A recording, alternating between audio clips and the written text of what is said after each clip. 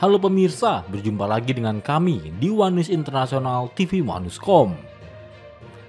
Berita One News Internasional hari ini bakal membahas pada Minggu 28 September 2025, Rusia melancarkan serangan udara besar-besaran ke Ukraina menggunakan hampir 600 drone dan puluhan rudal dalam lebih dari 12 jam, memicu respons NATO dengan penempatan jet F-35 dan sistem pertahanan udara siaga tinggi di Polandia. Informasi lainnya adalah beberapa orang terluka pada hari Minggu 28 September setelah penembakan dan kebakaran di sebuah gereja di Michigan Timur, kata polisi setempat di media sosial.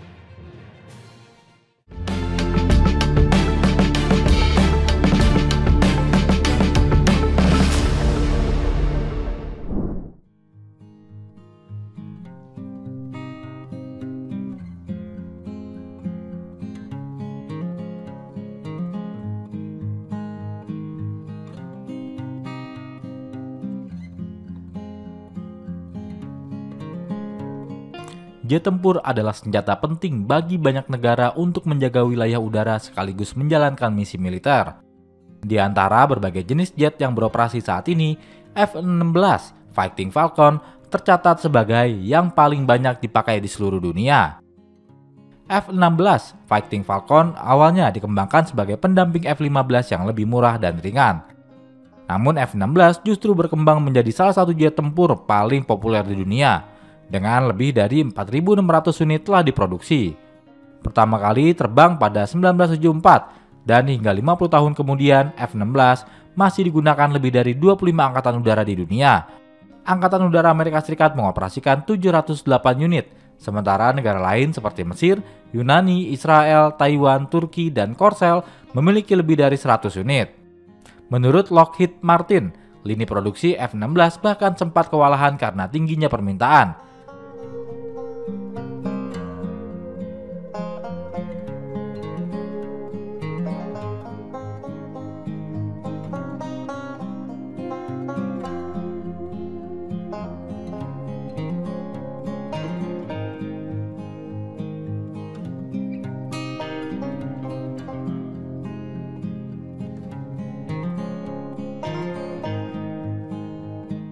Selanjutnya adalah Su-27.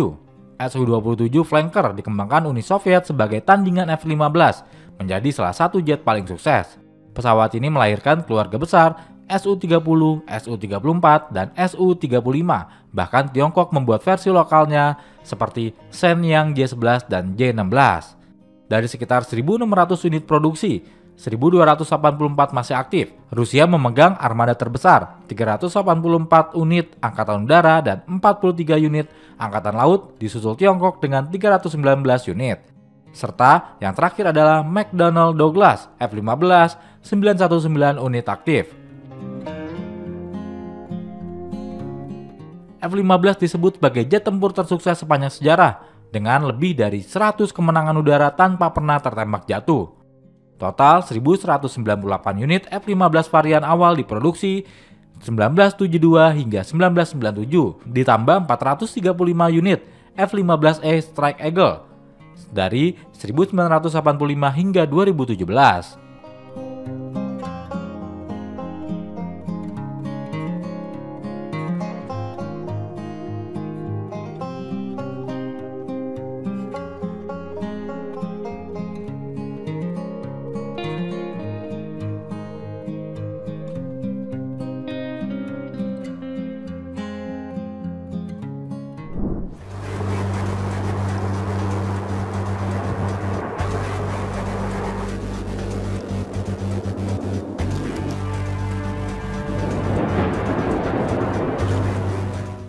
Serangan Rusia terhadap Ukraina pada 28 September 2025 menandai eskalasi serius dalam konflik yang sedang berlangsung.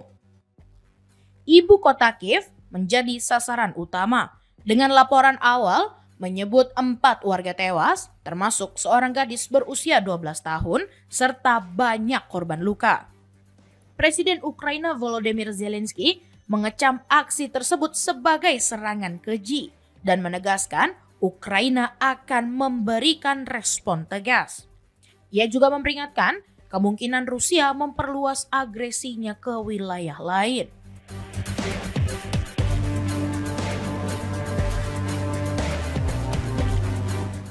Militer Ukraina mencatat bahwa serangan melibatkan 643 aset udara, termasuk hampir 600 drone dan puluhan rudal, yang menyebabkan kerusakan di 41 lokasi, termasuk bangunan tempat tinggal dan infrastruktur sipil di beberapa distrik Kiev. Pertahanan udara Ukraina berhasil menetralkan 611 target, mencangkup 566 drone, 35 rudal KH-101, 8 rudal Kalibr, dan 2 UAV Banderol.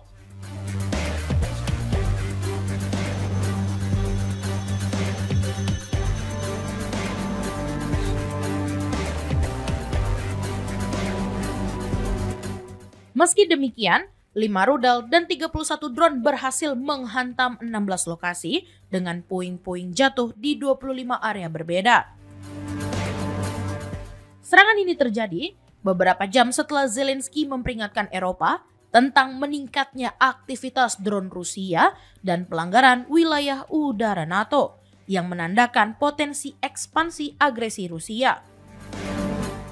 NATO merespon dengan mengerahkan jet tempur siluman F-35 dan menempatkan radar Polandia pada siaga tertinggi.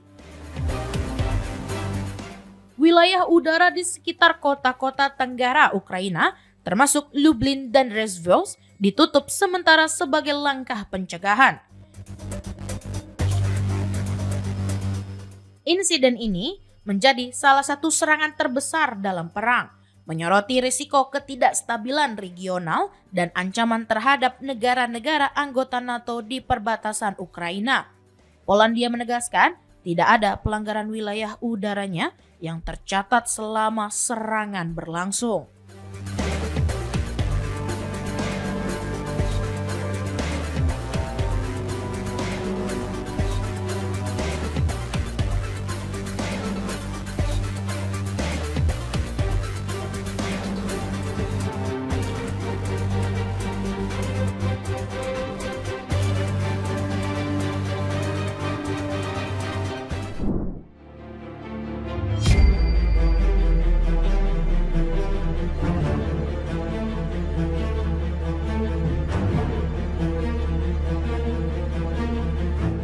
Presiden Ukraina Volodymyr Zelensky pada Minggu 28 September menegaskan bahwa Rusia akan bertanggung jawab atas semua yang telah dilakukannya usai melancarkan serangan besar-besaran ke Ukraina.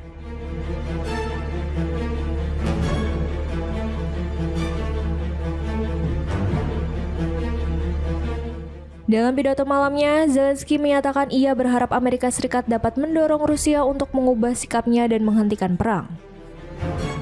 Ia juga menambahkan bahwa Ukraina akan bekerja sama dengan para pemimpin Eropa untuk memperkuat sistem pertahanan udara.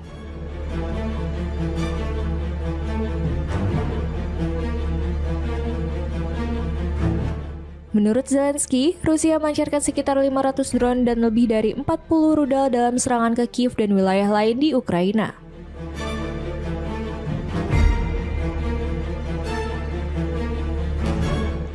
Sedikitnya 4 orang tewas dan puluhan lainnya luka-luka, sementara sejumlah infrastruktur sipil hancur.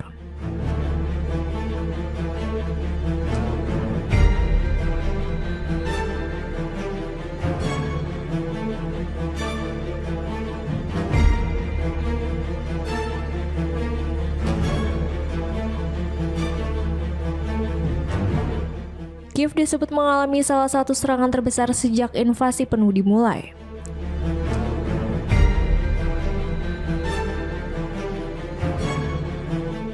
Bangunan tempat tinggal di ibu kota rusak parah, menewaskan setidaknya 3 orang dan melukai sekitar 10 lainnya menurut pemerintahan kota Kiev.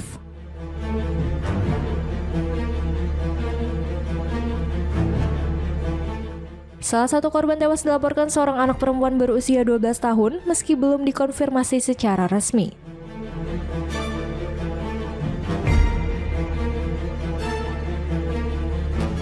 Usai serangan, warga Kiev tampak membersihkan pecahan kaca dari rumah-rumah mereka sementara tim penyelamat memadamkan api di lokasi yang terdampak.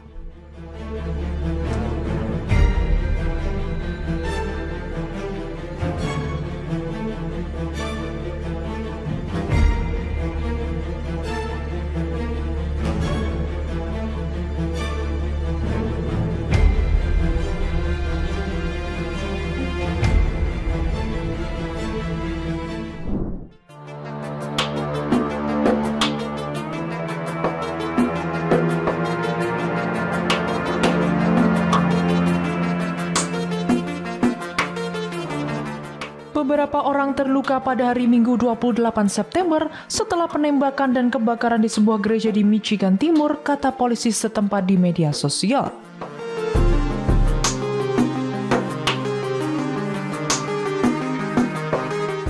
Insiden itu terjadi di Gereja Yesus Kristus dari Orang-orang Suci Zaman Akhir di Grand Blanche, sebuah komunitas kecil di barat laut Detroit, kata Departemen Kepolisian Grand Blanche Township dalam sebuah unggahan di Facebook.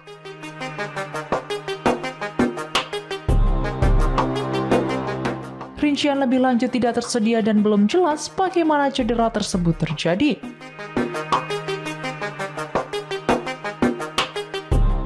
Seorang pria yang menabrakkan kendaraannya ke pintu depan sebuah gereja Mormon di Michigan melepaskan tembakan dengan senapan serbu dan membakar gereja tersebut. Menewaskan sedikitnya 4 orang dan melukai sedikitnya 8 lainnya sebelum tewas dalam baku tembak dengan polisi, kata para pejabat pada hari Minggu 28 September.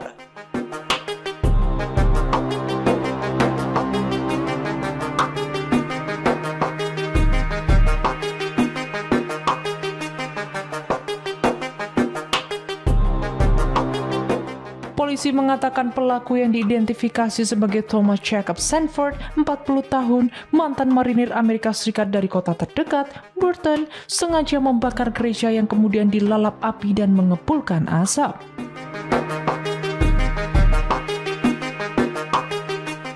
Dua korban penembakan meninggal dunia dan 8 lainnya dirawat di rumah sakit, kata para pejabat.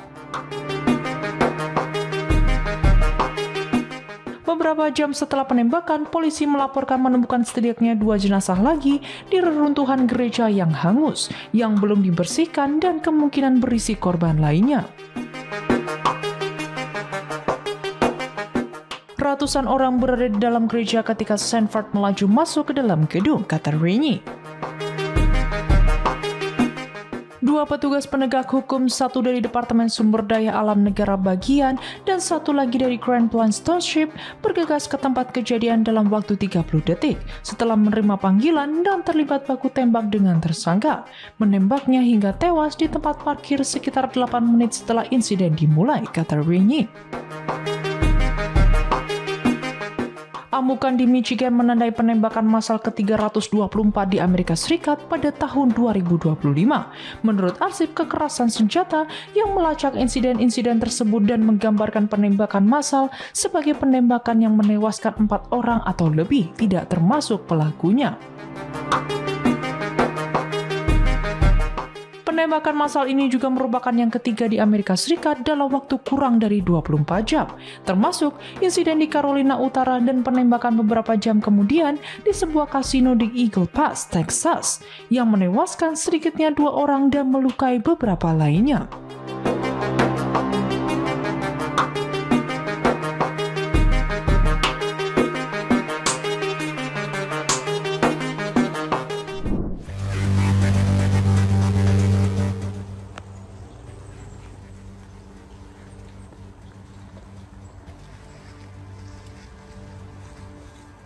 Serangan besar-besaran dengan drone dan rudal menghantam Kiev pada Minggu dini hari 28 September dan memicu kebakaran di sebuah rumah sakit.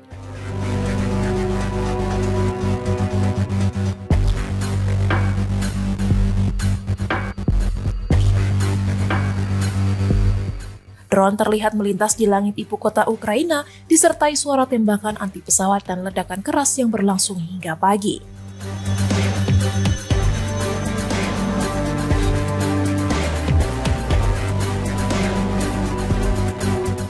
Akibat serangan itu, Rumah Sakit Kardiologi Negara mengalami kebakaran dan menjadi salah satu fasilitas yang terdampak.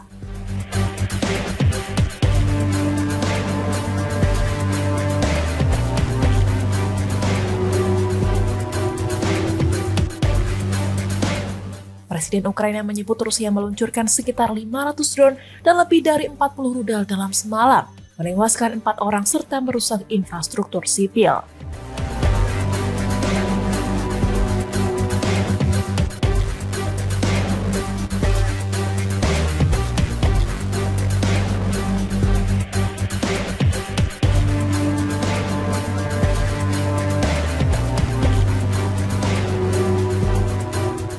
Pemantau independen menilai pengumuman kali ini sebagai salah satu yang terbesar sejak invasi skala penuh dimulai. Wali kota Kiev Vitali Klitschko meninjau rumah sakit yang terkena serangan dan menegaskan peristiwa itu sebagai bentuk genosida.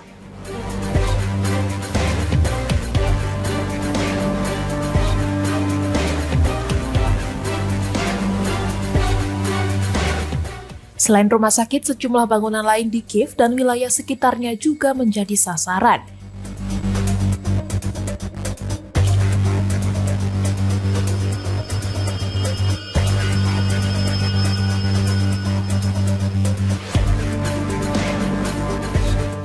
Jumlah korban jiwa mencapai sedikitnya 4 orang tewas dan puluhan lainnya luka-luka.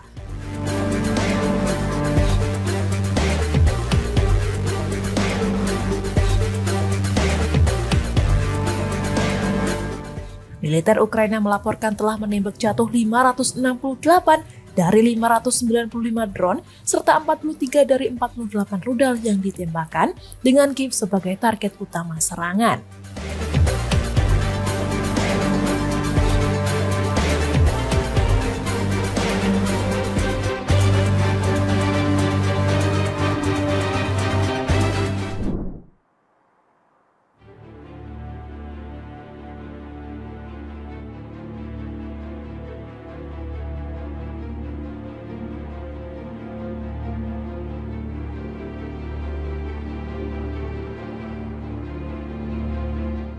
Militer Rusia menggelar kampanye serangan udara besar-besaran, menyasar sejumlah kota di Ukraina sepanjang minggu dini hari 28 September 2025. Serangan ini melibatkan ratusan drone, serta rudal jelajah dan balistik dan melukai 10 orang.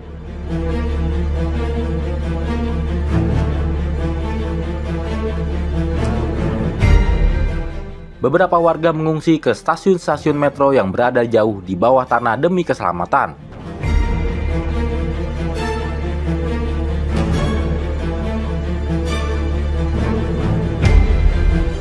Banyak wilayah di seluruh negeri berada di bawah peringatan serangan udara.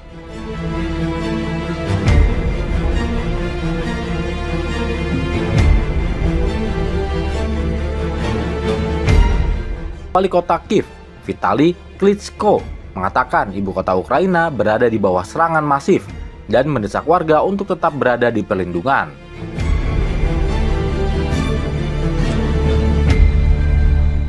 Dia mengatakan setidaknya 6 orang terluka akibat serangan musuh, 5 diantaranya dirawat di rumah sakit dan 1 di tempat kejadian.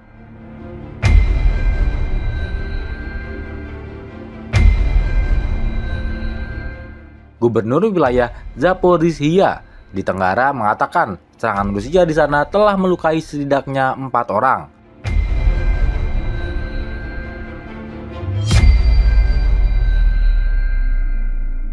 Militer Polandia mengatakan bahwa mereka telah mengerahkan jet tempur di wilayah udaranya.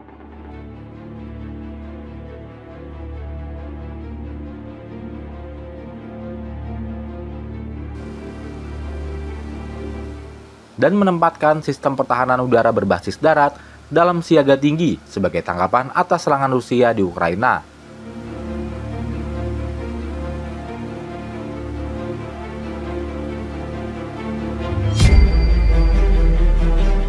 Langkah-langkah tersebut bersifat preventif dan bertujuan untuk mengamankan wilayah udara Polandia.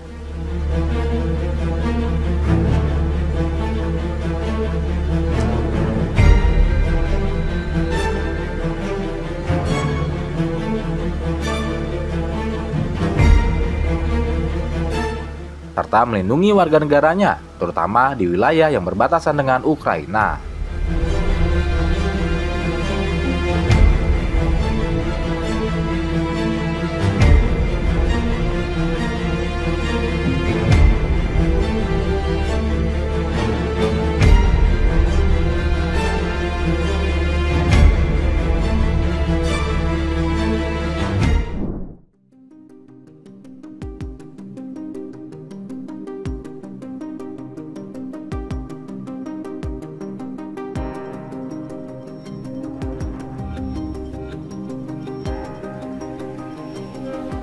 Turkish Airlines mengumumkan terkait penyelesaian negosiasi pemesanan sebanyak 225 unit pesawat Boeing. Pesanan ini terdiri dari sebanyak 75 pesawat Boeing 787 dan 150 pesawat 737 MAX. Melansir Reuters, pemesanan pesawat Boeing ini merupakan bagian dari kesepakatan yang telah lama ditunggu-tunggu usai pertemuan antara pemimpin kedua negara.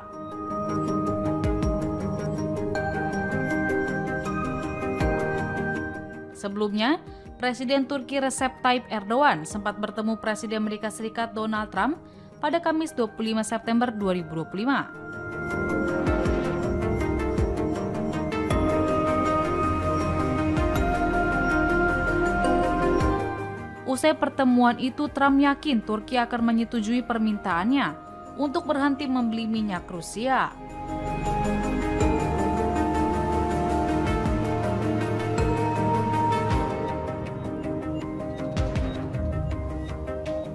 Kemudian sebagai gantinya, Trump berencana akan mencabut sanksi Amerika Serikat terhadap Turki sehingga dapat membeli jet tempur F-35 Amerika.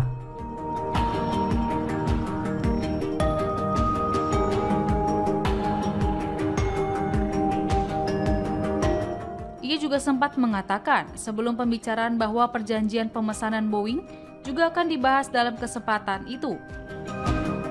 Di sisi lain, untuk maskapai Turkish Airlines, kesepakatan pemesanan 225 unit pesawat Boeing ini bertujuan untuk meningkatkan jangkauan global mereka.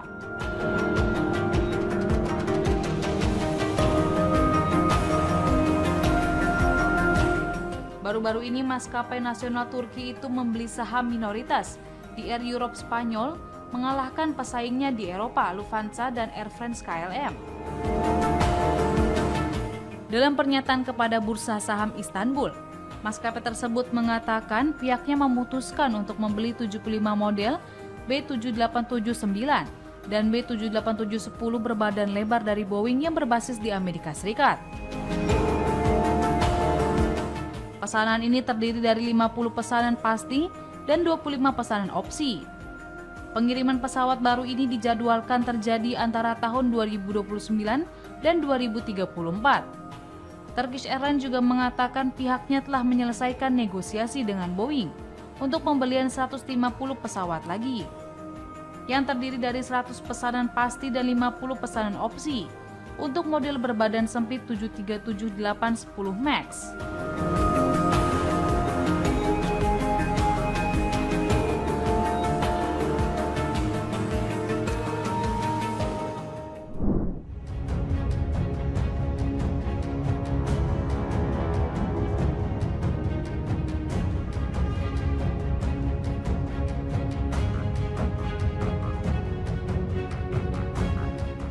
Rekaman menunjukkan agen federal berpatroli di jalanan Chicago, Illinois pada hari Minggu 28 September sebagai bagian dari tindakan keras Presiden Amerika Serikat Donald Trump terhadap kejahatan.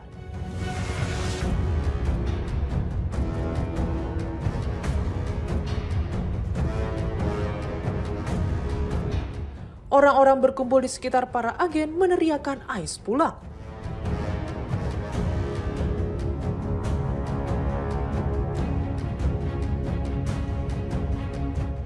Trump telah menjadikan kejahatan sebagai fokus utama pemerintahannya, meskipun tingkat kejahatan dengan kekerasan telah menurun di banyak kota di Amerika Serikat.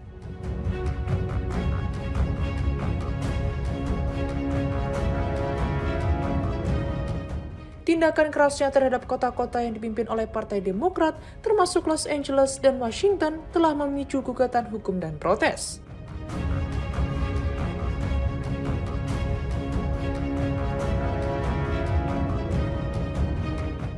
Tujuan pemerintahan Trump untuk mendeportasi imigran ilegal dalam jumlah rekor telah membingkai dorongan terhadap para penjahat, tetapi juga telah menangkap banyak orang tanpa catatan kriminal.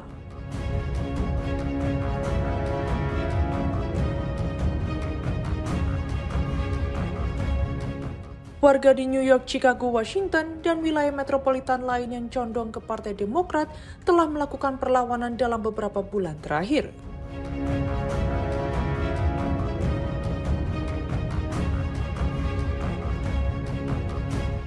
Di Broadview, pinggiran kota Chicago pada hari Jumat 26 September, ICE menggunakan gas air mata, peluru yang tidak mematikan, dan bola merica untuk meredakan protes di luar pusat penahanan imigrasi.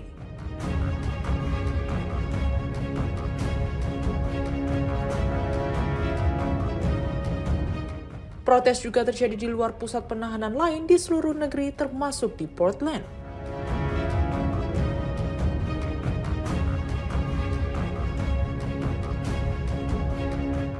Seorang perempuan dengan status imigrasi legal terluka dalam penggerebekan yang dilakukan oleh imigrasi dan bea cukai Amerika Serikat di wilayah Boston pada hari Jumat 26 September menurut sebuah kelompok advokasi imigran setempat.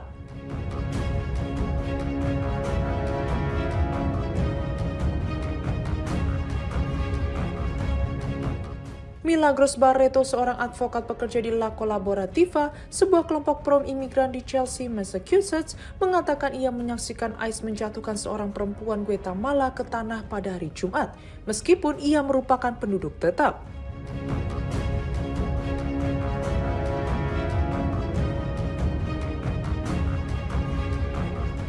Perempuan itu sedang menemani anggota keluarga besarnya ke sidang pengadilan ketika petugas ICE menghentikan truk pickup mereka, memecahkan 2 jendela, dan menahan anggota keluarga tersebut, kata Barreto.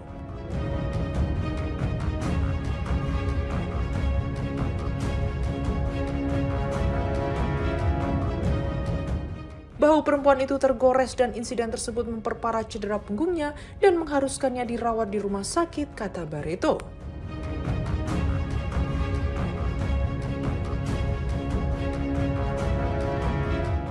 DHS dan ICE tidak segera menanggapi permintaan komentar.